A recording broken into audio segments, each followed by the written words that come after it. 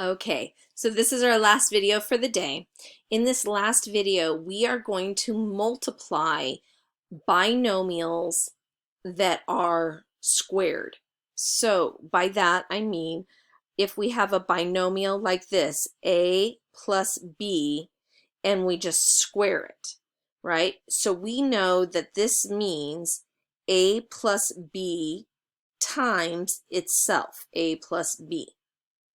Right? So if we looked at this the way we had done in the last video, this would be a binomial times a binomial, or it would be a 2 by 2 multiplication. So we would need a rectangle that is 2 by 2 because we would be multiplying a plus b times a plus b.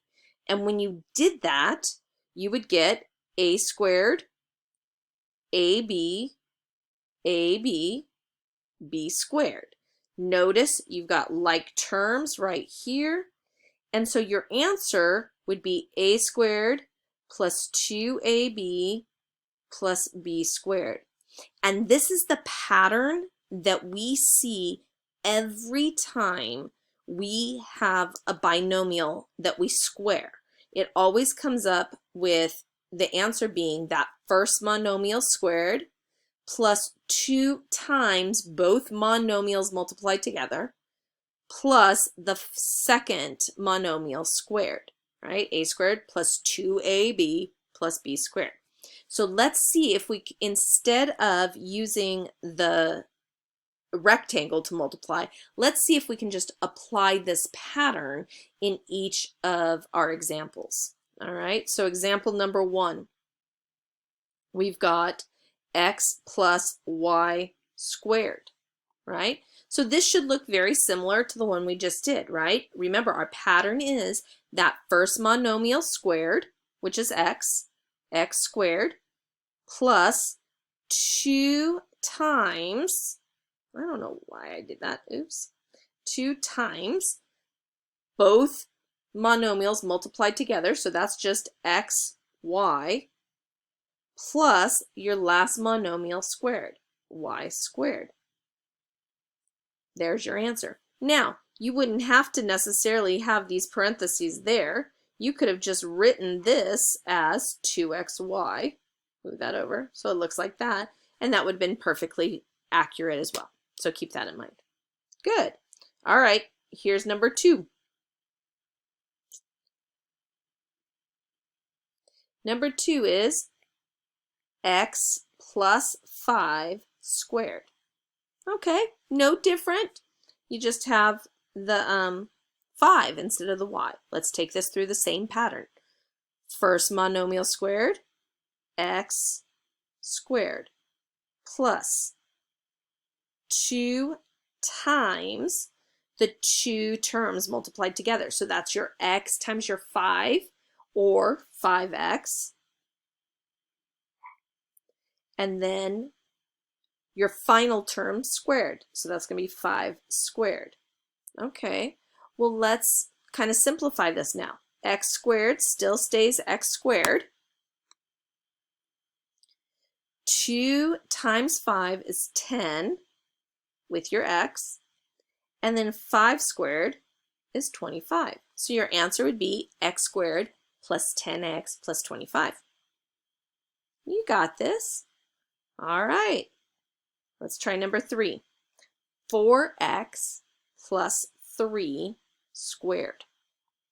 All right, pattern is first term squared, so that's going to be your 4x squared. So we've got to square the whole thing.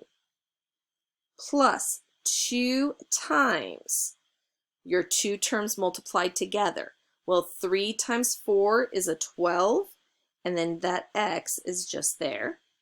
And then finally your second monomial squared, which is 3 squared. Well, let's simplify it. When you square 4x, you've got to square the 4 as well as the x. So 4 squared is going to be 16x squared, plus 2 times 12 is 24x, plus 3 squared is 9. And there's your answer for that. Okay. On these last two, we're throwing a little bit of a change. In this first one, instead of adding your monomials, we've got x squared minus 5 as your binomial that we're going to square. So here we just got to keep track of that negative sign and not let it disappear on us. That's the only difference. So we start with our first term, x squared squared